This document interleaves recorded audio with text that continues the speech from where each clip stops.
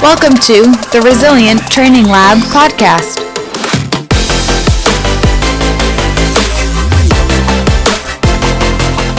What's up, everyone? Welcome to the Resilient Training Lab podcast. I'm your host, Ryan, here with Paul. And today we're going to talk a little bit about what we mentioned in the intro podcast, some topics that we're hoping to cover and change throughout the landscape of the fitness industry. And so I'll toss it over to Paul and just let him talk a little bit about Resilient Training Lab and why or what its answer is to a lot of these problems that we're going to talk about today. Awesome. So Ryan and I are coaches at Resilient Training Lab, and we run a semi-private and private and remote training services where everybody kind of gets a personalized program, and we help coach them through that.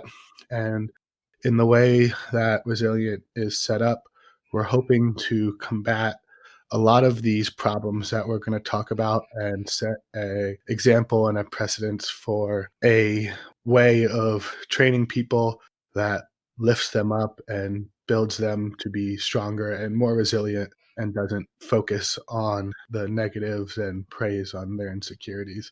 So we're hoping by running a training service the way we believe it should be and talking about the problems in the fitness industry and the things we're doing to combat those problems and continuing to put out information that is correct and is going to bring the fitness industry in the direction we think it should be brought. So you brought up a good point right off the bat about the fitness industry typically being very negative. I know from my own personal experience at places that I've either trained at or worked at that the way that the clients are talked to or the trainees is very negative. They walk in on day one being told all of these things that they might need to fix, all of these things that are wrong with them, that they need to make drastic changes to their lifestyle right off the bat. And so what is Resilient doing to handle from the moment a client walks through the door, keeping the focus of everything positive and moving forward rather than picking them apart?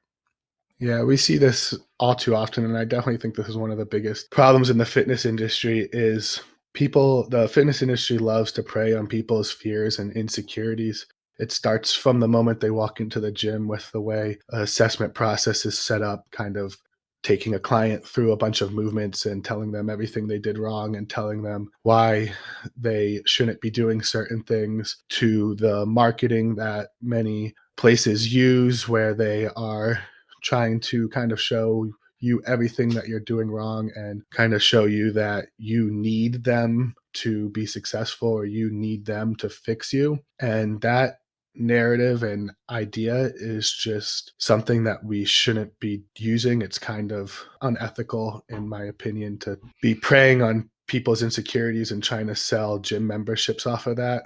So I think instead, it needs to be focused on everything that the client can do and searching for all the amazing things that they're capable of and putting in a process to meet that client where they currently are and slowly build them up and make them kind of have some small victories over and over again to build their confidence, to increase their adherence to exercise, to keep them coming back over and over again. Because when someone comes in and you're just tearing them down and telling them everything wrong with them, it's not really the most motivating factor to get out there and actually train and be adherent to your program and enjoy what you're doing. So let's say somebody comes through the door and they are apprehensive about working out and they go through this assessment let's say they go through an assessment with a trainer. What are some things that we might recognize as professionals in the field as maybe pseudoscience or things that might not be necessarily 100% true that a trainer would say maybe to increase the likelihood of a sale or to make this person feel lost, just so that our listeners get an idea of what these predatory statements or behaviors are? Well, usually they're full with a bunch of big words and, different anatomical positions and all these scientific jargons that make you feel confused and make you feel like the person in front of you knows what they're talking about. But what you're really looking for is someone who can break down what's happening in the most simple terms and express it to the client in a way they can understand, in a way that doesn't make them feel confused and overwhelmed. Then what you'll start to see is people or trainers kind of attacking certain positions or saying that certain muscles aren't working the way they should, or saying that you don't have the mobility requirements to hit certain movements, but these are movements that you've been doing every day. So, for example, you might come in and someone might say, "Hey, you can't touch your toes, you shouldn't deadlift," but you have to pick up a bag off the ground every day. So, what are you going to do there? Like, you kind of create this fear around a movement that someone's doing every day. You have someone who comes in and they're squatting and their toes are turned out and they push their knees really far forward, and a trainer tells them, "Hey, you can't put your knees in front of your toes or you're going to hurt your knees." And then this person tries to start squatting with their knees behind their toes and they just can't do it because that's not the way they're built, and they get frustrated and they're like, "Oh, I can't squat because so and so told me to not push my knees over my toes, and I just can't get to where I need to be without pushing my knees over the toes, so I'm just not going to squat." And you can't just not squat because you need to be able to get up and down off chairs. You need to be able to go to the toilet. So instead, when someone comes in and we're looking at the way they're moving, we're going to put in modifications that allow them to be successful. We are going to show them the correct science and maybe explain to them why it's safe to be in some of these positions if we progress it in a safe and progressively overloaded manner. We're not just, throwing them under their max weight. We're working our way up from the ground and slowly building up. There's no position that's a bad position unless we're not prepared to be in that position. So depending on the person's goals and their training histories, we try to put them in situations that can show them that there's these positions aren't to be fearful of, and we start to build confidence in these positions and start to show people everything they're capable of. So when they have to get into these positions in everyday life, they're not scared. They're not scared to pick up their bag off the ground without using perfect deadlift form, or they're not scared to squat down to a low chair without their knees going over their toes. So, when it comes to increasing what the client feels they're capable of doing, is it fair to say that we're trying to make a shift from focusing on, let's say, muscles or exercises, right? Like, as an example, you use deadlifts. And so, if somebody's told they have really tight hamstrings, they can't touch their toes, they shouldn't be doing a deadlift. Our approach is really we're going to find a position that they can currently tolerate that looks a lot like a deadlift, and then we're going to move it forward over time and hopefully decrease their apprehension or their fears of either that exercise or that position of bending forward, right? Because a lot of people come in afraid to bend forward because one time they hurt their back, and so they have this avoidance of that position moving forward. Exactly. So we're really training positions and not muscles. So another thing you oftentimes hear is your glutes aren't strong enough to deadlift, or we need to activate your glutes because that's going to protect your lower back. But if your glutes weren't active, you wouldn't be able to stand up. Your glutes are always active. Do we want to get them stronger? Of course, but we want to get every muscle stronger. And we're not looking at specific muscles. We're looking at the positions you want to be strong in and successful in. So if you're a power lifter, we're looking at the squat, bench, and deadlift. But if you're playing a different sport, there might be different positions that we're looking at. And we're trying to train those positions and make you as comfortable in those positions as possible, because you brought up a very important point, is that a lot of people have apprehension and fear over certain positions. And this is the exact problem that we're kind of talking about, is fitness professionals are vilifying positions and they're creating fear around positions. And this very fear is more harmful than the position itself. When you have a client who comes in and they're fearful to bend forward because someone told them that if they use their back muscles, they're going to get hurt, then every single time they feel their back muscles, they're going to be hyper aware of that sensation and experience it more intensely than someone who is just kind of going about their day and not thinking about all those things.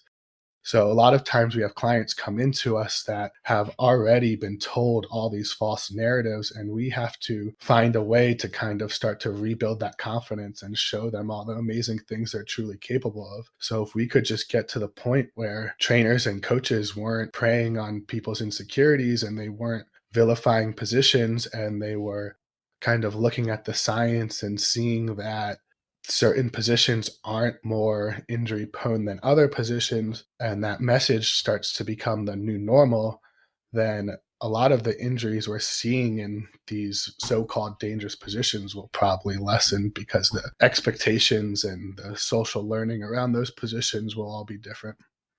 I think you brought up a really important topic too in strength and getting stronger. And so if we're looking at our ability to get in and out of a lot of different positions, if we don't have the ability to do that, we end up reducing the amount of ways we have to complete a certain task. So for example, if we were to pick something up off the ground and we aren't very strong in squatting, we're probably gonna do more of a deadlift pattern to get down to pick something up off the ground. And then when somebody is experiencing maybe a little bit of pain or significant pain with bending over in a deadlift position, they have no other way to complete that task. And so I was just hoping you could talk a little bit about why we focus so much on strength rather than just making people tired, because there is a difference between making people tired in the gym and making them better. And we are 110% focused on trying to make them better.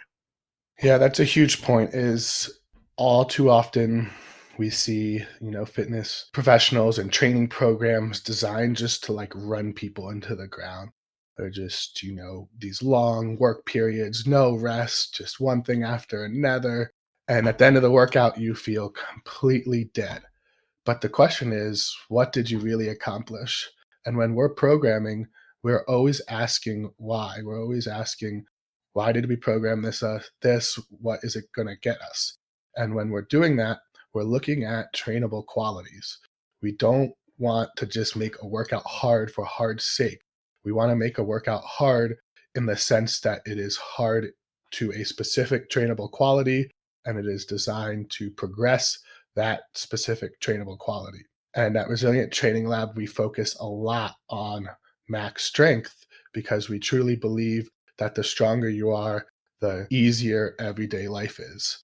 There's been research showing that the stronger you are, the lower your all cause mortality is. There's been research showing that the stronger you are, the more years of independent living you have. The lack of strength is the number one reason people lose functionality as they get older. Barbell medicine makes a joke about whatever your max back squat is when you're 65 years old, just take a pound off every day, and that's how long you have to live. So we really believe in that, the importance of max strength. And even aside from pure maximal strength, something you brought up is the movement variability and being strong in different positions. And you made a great point about, having more than one way to do a task. And in our everyday lives, we're not robotic in our movements the way some people are in the gym. And if you are only building strength through a very specific pattern, you're only going to be able to handle stress in that pattern.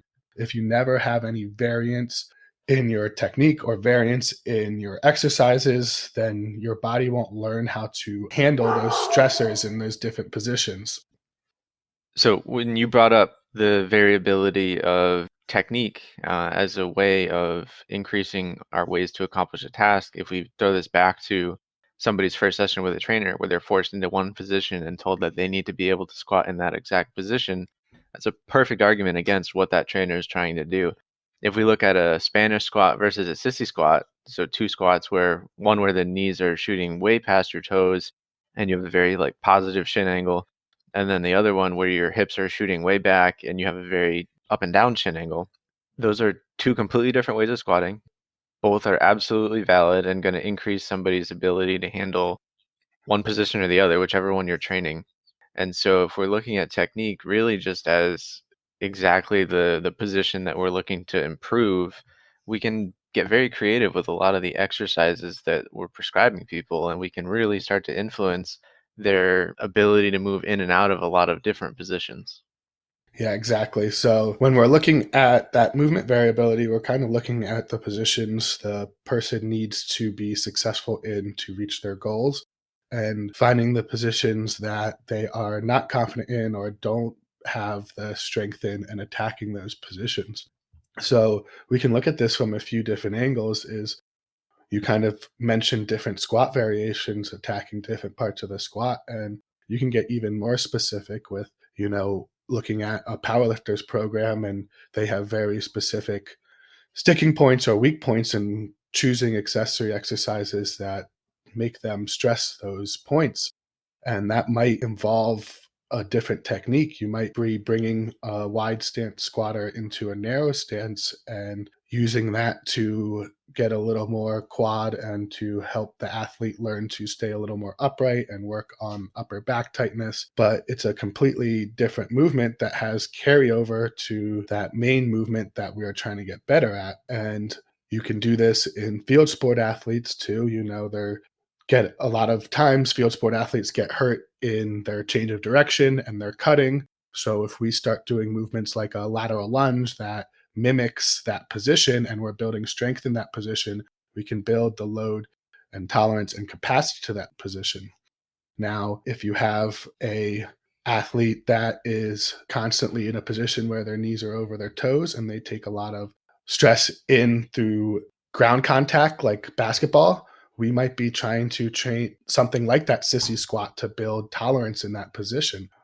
So it's all very dependent on the client in front of you. You can't just fit someone into a cookie cutter technique or a cookie cutter program. You need to look at the client in front of you, the athlete in front of you, evaluate what they need to work on, evaluate what they're good at, evaluate their goals, evaluate their injury history, evaluate how they feel about certain movements, what movements they're scared of, what positions they're scared of, what positions they're not confident in, and make your program personalized towards that athlete in front of you, which is why at Resilient Training Lab, we really promote that personalized training and that everyone should be on a personalized program because everyone's different, has different goals, has a different training history, and has a different injury history. And even more so with this kind of same train of thought is everyone is completely different. Their anatomy is different. They have experience moving is different. The positions they feel strong in is different. And everybody's technique is going to look different. There's not going to be two people that have the exact same technique. You can take the best people in their sport and look at their technique and break it down, and it's not going to look the same as somebody else's. You got to find what technique is most efficient for you and allows you to move the most weight, allows you to be the most successful. And when you have trainers trying to put you in specific positions or telling you that doing a certain movement a certain way is wrong and dangerous, you're just creating fear around those movements, which makes people less likely to do those movements, which increases the barrier to fitness. And at the end of the day, the main thing we want is more people working out. So we need to stop creating fear around movements. We need to stop telling people that they need to move in a certain way.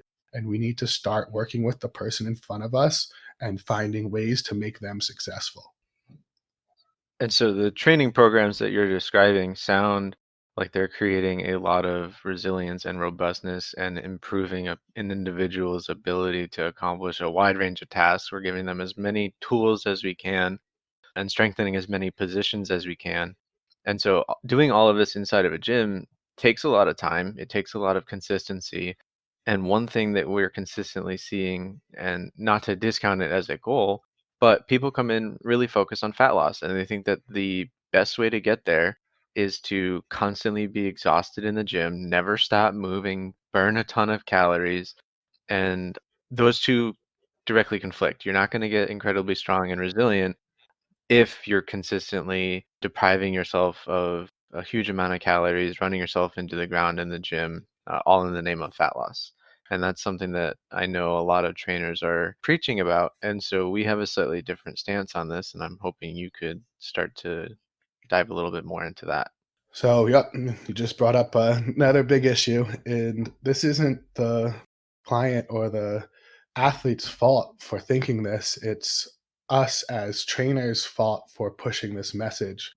And everywhere you look, you see some Instagram model or superstar kind of promoting some sort of cardio driven hit style, drive yourself into the ground program to lose weight. And you see media trying to glorify this and posting pictures of Photoshop people on their magazine covers and posting stories about people doing crazy workouts and running themselves into the ground. And people start to think this is what you need. But when you actually look at the research, the difference in calories burned between different types of exercise is minuscule. As long as you're working out regularly, you're going to be burning those calories from exercise. But the difference between, running and doing a hit class and strength training, there may be a difference, but it's a drop in the bucket when you look at the big picture. And you could even argue that exercise as a whole is a drop in the bucket when you look at the big picture, because what it really comes down to is your diet and your nutrition. And I think all too often, it's very hard for people to make dietary and nutritional changes. And it's very easy, or more easy, for people to just run themselves into the ground over and over again and think that'll work. But unfortunately, it doesn't. What we need to lose weight is a calorie deficit. And to create a calorie deficit, you need to be burning more calories than you're taking in. Now, if you are eating around 2,500 calories a day, and that is your maintenance, and your workout is burning, let's say, arbitrary number, these don't really mean anything, between 200 and 400 calories, and you need to be in a calorie deficit of about 3,500 calories to lose a pound, that 2 to 400 calories from your workout is not, it doesn't very make a big difference. I mean, you can eat 200 to 400 calories in literally 10 seconds. So we should really be focusing on the diet and nutrition and talking to people about those things if they want body composition changes. Now, when you're in the gym, if there's not a huge difference between the types of workouts and how much calories you're burning, you should be focusing your time in the gym in improving trainable qualities and let the kitchen help with your body composition. That means when you're in the gym, we're focusing on building strength, we're focusing on building power, we're focusing on building lean body mass or keeping lean body mass as we lose weight. And we are focusing on maybe aerobic conditioning or anaerobic conditioning, where we're focusing on endurance or ability to produce power over and over again. So we're looking at trainable qualities and we're making our program focus on getting better at those instead of just running people into the ground. When you talk about moving people forward instead of driving them into the ground, what are some of the metrics that you're looking at to measure how much people are improving or getting better? Because there's often an attachment to the scale as a measure of progress, and that's quite frequently the only one a lot of people care about. What are some other areas they can focus on improving? So, yeah, you said it. The scale is often used as that driver of whether or not you're improving. And unfortunately, that isn't a great measure of success, because as we're losing weight, if we are losing weight, and so this is actually one of the arguments for strength training while you lose weight, is there's been some studies that show people doing cardio and strength training while in a calorie deficit, and they both end up losing the same amount of weight. But the people that were lifting ended up losing a lot more fat and keeping their lean body mass or their muscle. And I kind of mentioned that a little bit before, is you want to train hypertrophy to keep your lean body mass as you lose weight, so that you actually have some muscle under there as you lose weight and you're not all skin and bones, you can't flex bone. Why should people care about that? So a lot of times we hear, I don't care about bulking up. I don't want to look muscly. Why should people care about their lean mass? So lean body mass is another indicator of a drop in all cause mortality. And as we talked about with strength, is the functionality. And as you have more lean body mass, you're going to burn more calories during the day to keep up with that lean body mass. So, as you increase your lean body mass, you'll be able to burn more calories so you can eat more. You will be able to decrease your all cause mortality, and you'll be able to increase your years of functional living.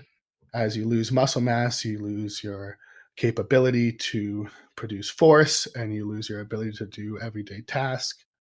To make that message of reducing all-cause mortality a little bit more clear, are you talking about reducing people's blood pressure, reducing their cholesterol, reducing their risk of diabetes, reducing their risk of various cancers? All of those are contributing to all-cause mortality. All of the above. So that's just pretty much looking at any cause of death. And there's been research that shows that people with higher lean body masses tend to live longer and not have experienced as many of those complications as somebody with a lower body mass. Another big one there is, especially for women, is osteoporosis and being able to kind of fight that off. And the only way to do that is to actually load the bones with heavier weights.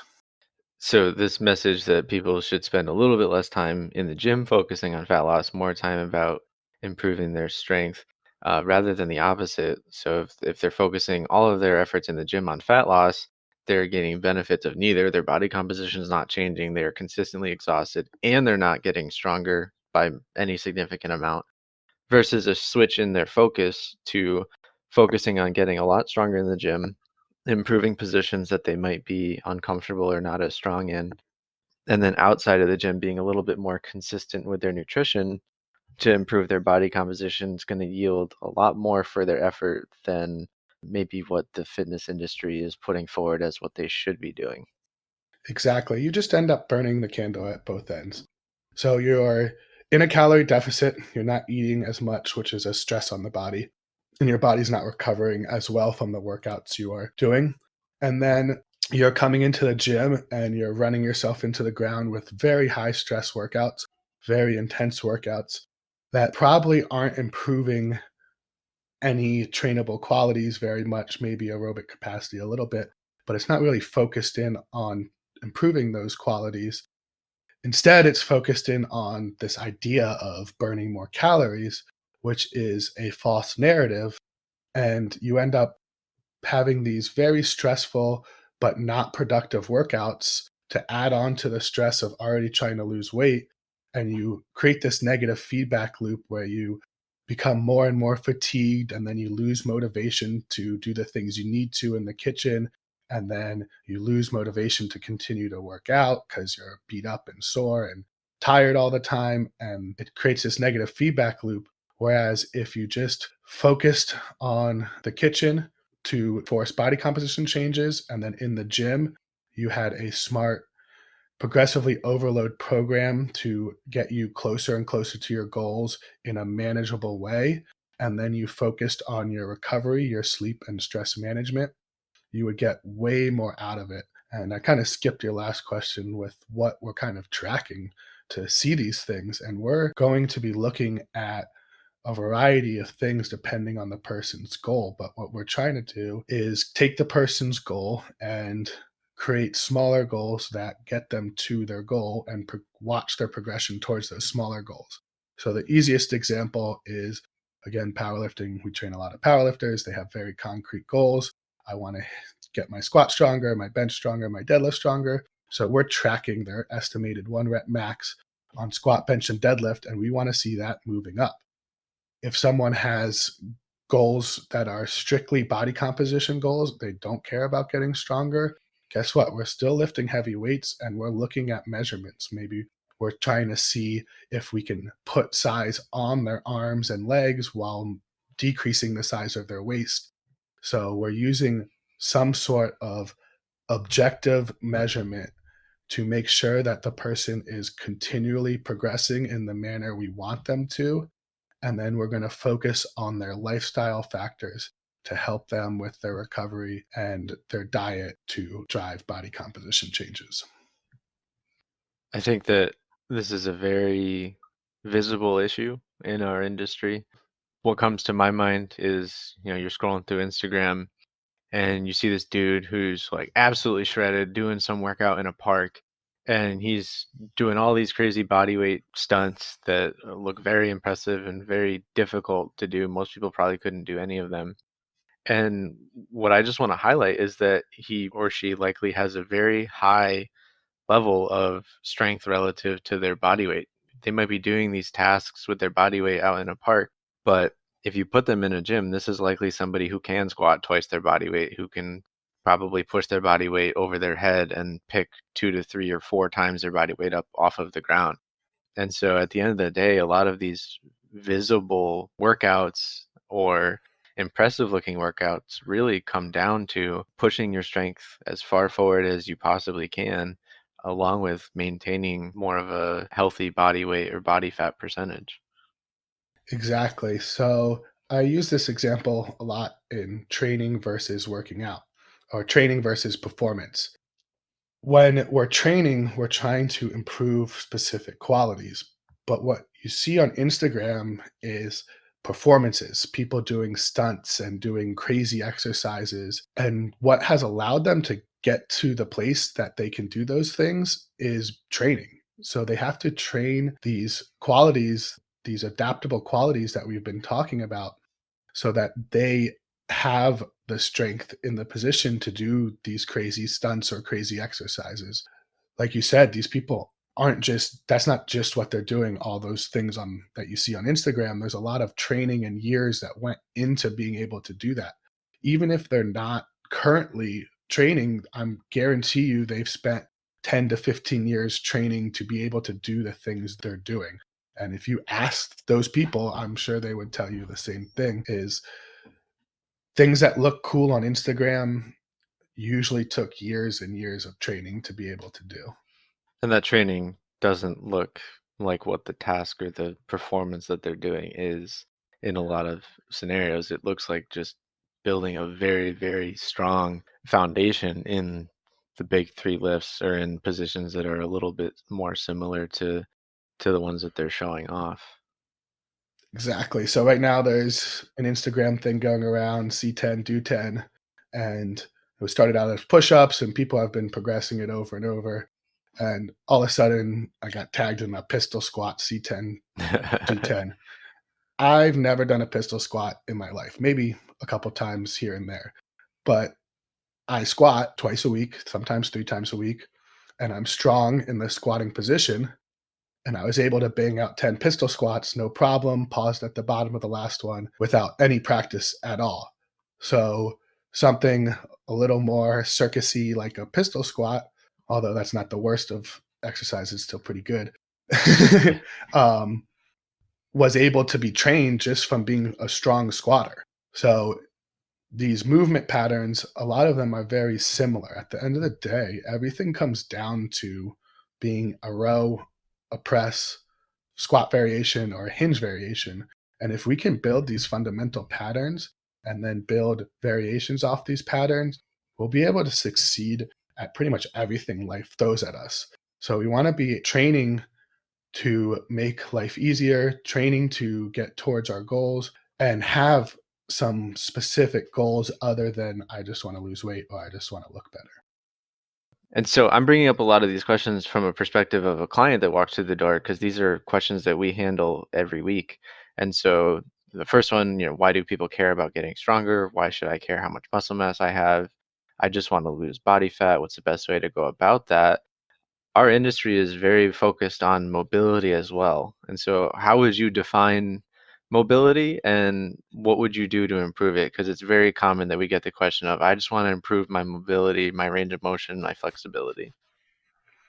Awesome. So this is a great question, and another problem that we see in the fitness industry is this obsession with mobility drills and stretching. And a lot of people do have that goal. They want to move easier. They want to feel better moving. They want to be able to get in and out of positions that they might not currently be able to get into. But we're here to kind of say that stretching and doing mobility classes might not be the best way to do that and might not be the best use of your time. When looking at the research, stretching and mobility drills are very specific. The range of motion increases you get are very specific to the drill you're doing. So, for example, if you if you feel you have tight hamstrings and you are constantly doing a toe touch stretch, you will get better at the toe touch stretch. But when you're going to deadlift, you still might feel that your hamstrings are tight because you were not specific to that position. And people spend all this time doing these very lengthy mobility drills, spending all this time on a foam roller, spending all this time stretching, and it's all very aimless. They just have the goal, I want better mobility. But we need to define that goal, and we need to be specific in the training that we apply to help them reach that goal. And there's this idea that our muscles are shortened or something if we're like sitting for a long time or if we're not using them. And our muscles don't actually shorten unless we're like in a cast for a long period of time. What happens is we lose our ability to get into positions with confidence and to feel safe in those positions. So our body doesn't let us get into those positions. So if we can design a training program that, kind of like we were talking about before with the pain and the fearfulness of positions, if we can create a training program that slowly puts people into those positions they want more mobility in, then they'll probably see more results. So let's use a specific example.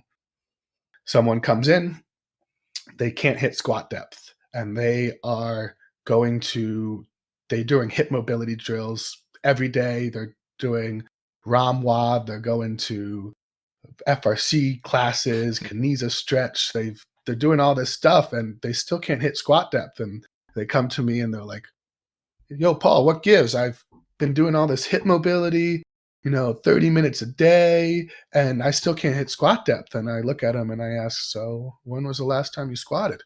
And they're like, oh, I can't squat. I can't hit squat depth. Like, I haven't squatted in a long time because I can't do it. And I'm like, well, that's why you can't get better at doing it. You got to do the thing you want to get better at. So someone comes to us, they can't squat to depth. Maybe we have them do box squats or pin squats to a depth they can tolerate. And once they get comfortable in that bottom position, we drop it an inch or two. Then they come down, they get to that new position, they start to build strength in that position, they start to build confidence in that position. And what do you know? We can drop it down another inch or two. And then after a couple months, they're squatting below parallel, no problem. And they can just do their regular back squats. Same with deadlifts. You get someone that might not be able to get into a good position with the bar on the floor. We raise the bar up, put them into a position that mimics the position we're trying to get better at, and slowly work them into that position. And then we can take this a step further to people that, really want to get better at mobility. They would be way better off strengthening through full range of motions than they would be just stretching. So if someone wants better hip mobility, maybe we put them in a feet elevated split squat where they have an extra 2 to 4 inches to go down and they really have to control their hip flexion all the way through its full range of motion. Now we're building strength through that range of motion so that people are confident when they get there and they can actually do things in those positions instead of just passively stretch into them and have to kind of relax. And then once they're there, they can't even produce any power. So if they got into that position in regular life, they'd be screwed anyways. So we need to be focusing on building strength in these positions. And that's really what mobility is our body's confidence and our body's strength in all these different positions so that we can handle them when we're in them. So at the end of the day, we just get better at what we do, and we need to be strong at what we do. Doesn't seem too much like rocket science to me. Probably beating a dead horse at this point. Right, we gotta Evaluate the person in front of you, look at their goals, look at their training history, look at their injury history, and develop a plan to take them from where they currently are to where they want to be. I think there's a really big trap here that we haven't brought up yet. And so that trap is, oh, but it worked for me. And so what happens when we take someone's personal success, and I'm not discounting that maybe this person did do something that worked for them, but from the perspective of a coach, we need to find things that work for, well, there's not going to be one thing that works for everybody, but we need to be able to find from a wide variety of options what's going to be best suited for the person that's in front of us. And so when we work with, hundreds of different people, there's going to be a lot of variance. And so in order to create consistency across the population that we work with, we look at what the science says, what the research says. We follow the evidence. And so I'm hoping, Paul, that you could give a little bit more info on maybe some of the resources that we look to, how we apply the things that we learn, and just why it's important to not get caught up in that trap of it worked for me, but to follow what the research says is actually being beneficial in the long run. Yeah, so I think this is exactly where everything we've talked about stems from. This industry seems to be an industry that is filled with misinformation and false information, and there's a very low barrier to being a coach. Anyone can be a coach if they want to be, they just have to say they're a coach. And all too often, what happens in the fitness industry is we have these people who are or who have had a very successful story, and they share their story and what they think kind of drove their success. And this creates problems on a few different levels. Is one, success is never due to one thing, it's always multifactorial. And when someone is claiming that this one thing made them successful, or this one trick, or this one supplement, or this one diet made them successful, they're really missing the big picture and all the other factors that were in play. And even further is just because one person was successful doing something doesn't mean that it'll work for everyone. And when you start to kind of dive into the research, you see this a lot. Is you'll look at a training protocol and you'll look at the responsiveness of that training protocol, and you'll have a group of people that got a lot better. You'll have a group of people that got a little bit better. You have a group of people that didn't get any better, and you'll have a group of people that got worse. And that's in any training protocol, even if it was an unsuccessful one or a successful one, clinically significant one or a not clinically significant one, you still see people that respond to the treatment. And that doesn't necessarily mean that the treatment or that modality was the reason for the person's success. So we have to be sure that we are actually looking at what the science says and reading the research and starting to look at the real reasons why people are progressing, because they're usually a lot more multifactorial than we are led to believe. So, with so much information out on the internet, it's very easy to start to take in this misinformation and start to believe people that are selling this misinformation. And then you start to tell other people this, and it becomes like a game of really bad telephone where you started off with something that was wrong in the first place, and then it just gets worse and worse as it gets passed through hands. So you want to make sure that you're getting your information from legit sources and you're getting your information from peer reviewed journal articles or people that are using peer reviewed journal articles in their writing.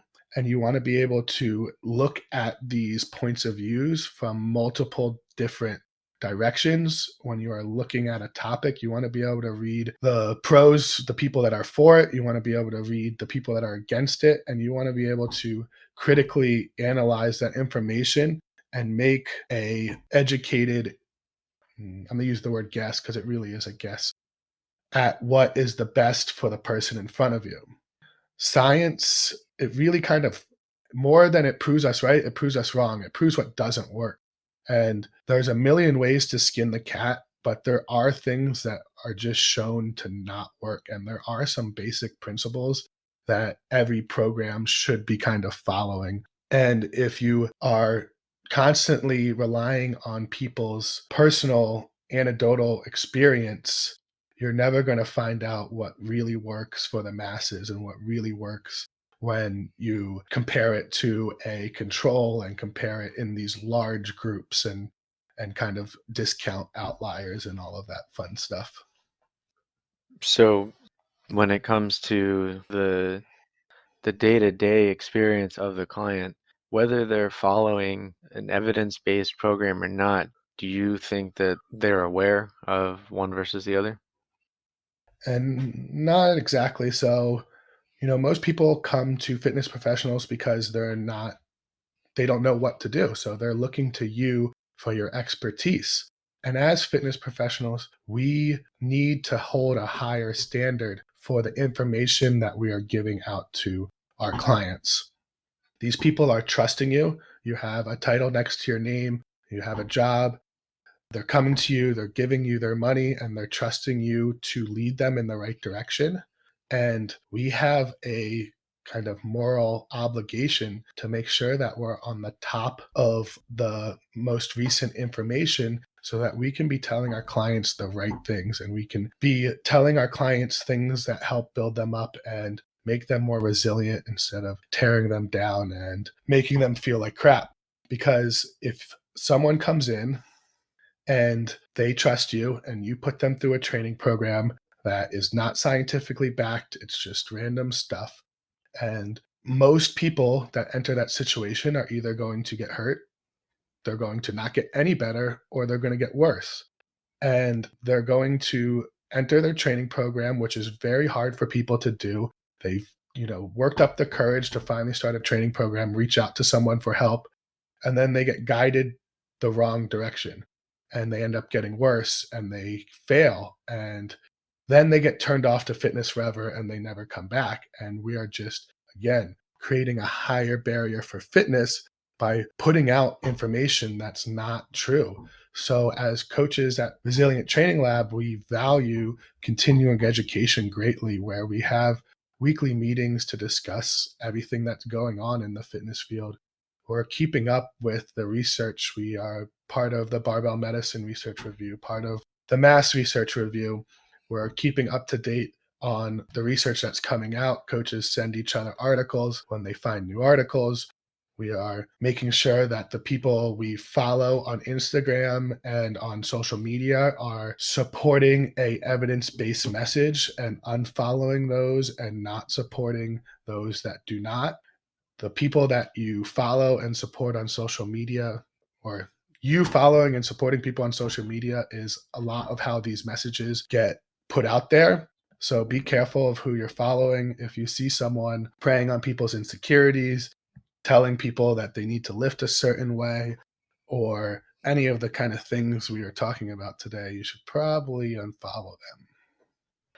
Yeah, I think that at the end of the day, we are dealing with, when it comes to the clients, we're dealing with a population of people who have witnessed a field and its evolution from the beginning, right? Because if you think of people that we're training who are in their 50s, 60s, 70s, they're coming from a time where they were doing like what are some of those home workouts, like the Jane Fonda workouts, and they're like Nautilus. color for clothes. Yeah, exactly.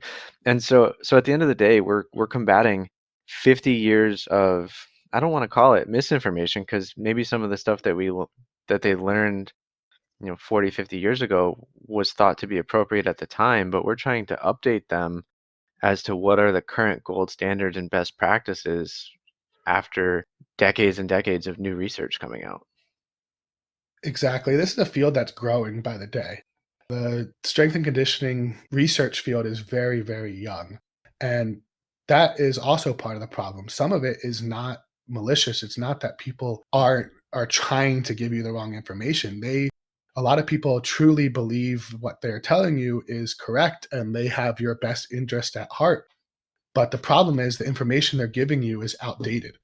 So maybe they learned that in school 20 years ago, or they learned that taking a course 10 years ago.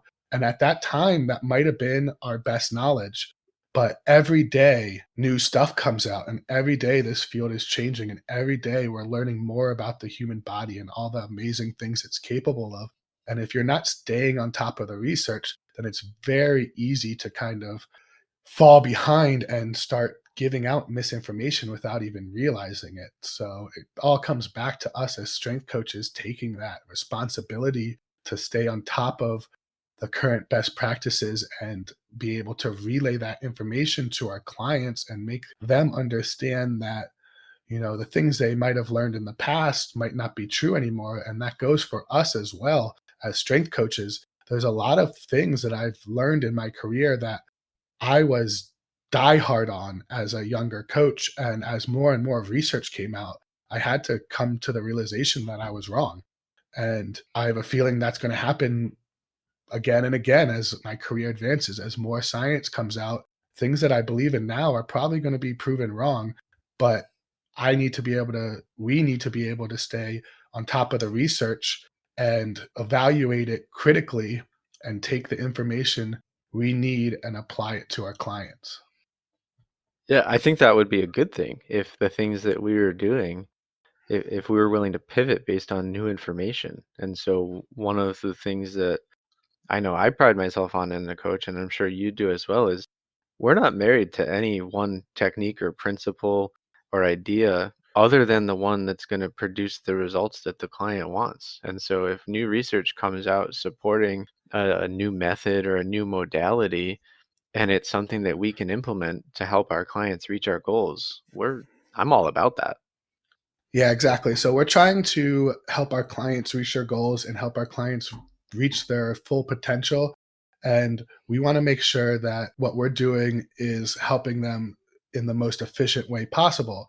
And a lot of times people get caught up in one method, or they take, a course by a certain group and they only take courses from that group and they never kind of learn different methods.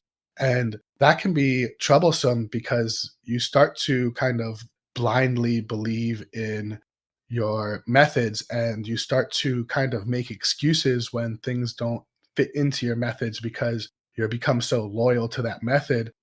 It kind of happens in science too, is when there's these big theories in place that have been around for a long time. When information comes up that's against the theories, the most bright scientists in the world have trouble accepting it. They start to kind of excuse it and make kind of stories of why that outlier doesn't fit their theory.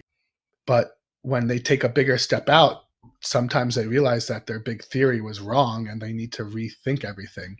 So science is constantly evolving and we're constantly being shown what doesn't work through science. And when we are seeing something not work through science, we need to not have emotional attachment to it, drop it, and find what actually works.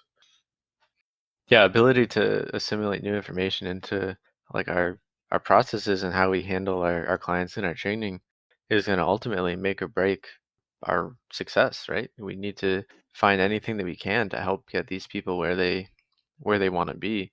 And so in an industry that has been placing a negative spin on fitness and promoting these ideas that might not be the most efficient use of someone's time, like we talked about earlier, focusing so much on fat loss in the gym, not enough focusing on strength, as well as instilling these harmful beliefs.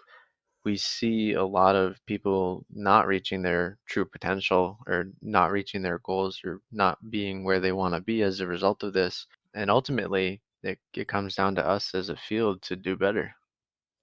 So it's our responsibility as strength coaches to kind of stay on top of the research and to create programs that are as efficient as possible and going to get the clients to their goals and make them as strong and as resilient as possible and better their life in the most ways possible.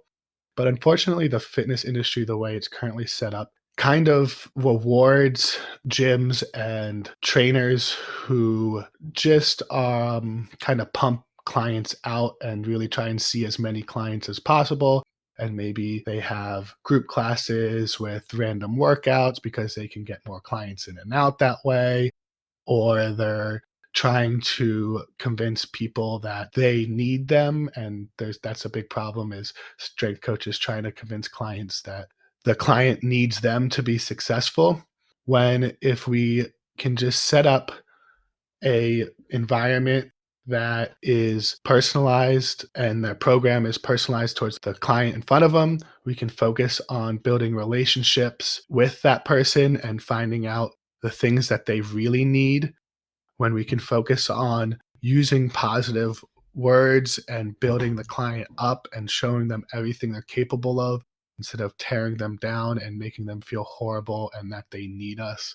When we can focus on working hard and actually getting stronger and focus on building those trainable qualities instead of just running people into the ground, I think the fitness industry could really take off and the barrier to fitness will be much lower, and we can do so much better than we are doing now. Only 18% of Americans hit the daily exercise guidelines, and that's abysmal. And I think a large part of that is the way we have the fitness industry set up right now to try and monetize on people and trying to focus on their negatives instead of giving the person in front of us the best product possible and really caring about that person. I think a lot of the topics that we touched on today challenge the beliefs that a lot of our listeners maybe have now or have moved beyond in the presence of new information. And so if people wanted to learn a little bit more about Resilient Training Lab or how we're handling a lot of the situations facing the fitness industry today, where can they find more information? Yeah, so you can follow us on Instagram at Resilient Training Lab and on Facebook at Resilient Training Lab. You can check out our website at www.resilienttraininglab.com.